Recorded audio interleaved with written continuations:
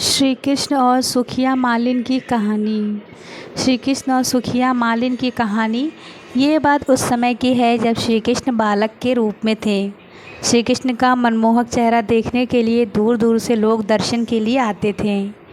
मैया यशोदा हमेशा नन्हे बालक कान्हा की नज़र उतारती रहती थी। ब्रजधाम, मथुरा, बरसाना के लोग कान्हा के सुंदर रूप का वर्णन करते रहते थे। ब्रजधाम में एक सुखिया नाम की मालिन आती थी। वह फल फूल सब्जी बेचकर अपना गुजारा किया करती थी। ब्रजधाम में सुखिया जब भी गोपियों से मिलती तो वह उनसे नंदलाल के बारे में पूछा करती। बालकृष्ण की लीला सुनने से सुखिया को बहुत आनंद आता था। उसका मन भी बालकृष्ण के दर्शन करने को तरसता था। सुखिया श्री कृष्ण को देखने के लिए घंटों तक नंद बाबा के महल के सामने खड़ी रहती थी, लेकिन उसे श्री कृष्ण के कभी दर्शन नहीं हो पाते थे और शाम होते ही वे निराश होकर वापस अपने घर चली जाती। रात को खाना खाने वक्त भी नंदलाल के बारे में सोचा करती थी।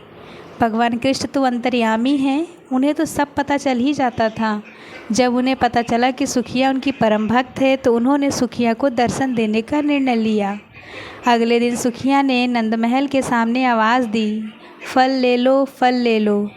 सुखिया की आवाज़ सुनकर श्री कृष्ण दौड़े चले आए।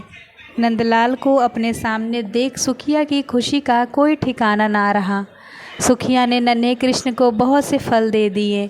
नंदलाल उस समय बहुत छोटे थे तो उनके हाथ में फल नहीं आ पाते थे।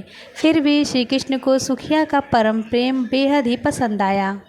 फल की कीमत चुकाने के लिए श्री कृष्ण बार बार महल के अंदर जाते और मुट्ठी भर के अनाज लाने की कोशिश करते, लेकिन सारा अनाज रास्ते में ही बिखर जाता था।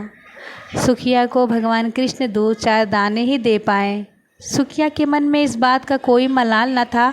वह तो बहुत खुश थी कि आज उसने अपने हाथों से भगवान को फल दिए और वे फल खाएं।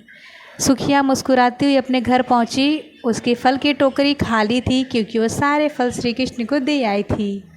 घर जाकर उसने टोकरी अपने सिर से उतारी तो पाया कि इस टोकरी में हीरे जवाहरात से भरी हुई है। सुखिया समझ गई कि यह भगवान की लीला है। उसने मन ही मन बाल गोपाल को धन्यवाद दिया। इस तरह श्री कृष्ण ने अपनी परम भक्त सुखिया का उद्धार किया।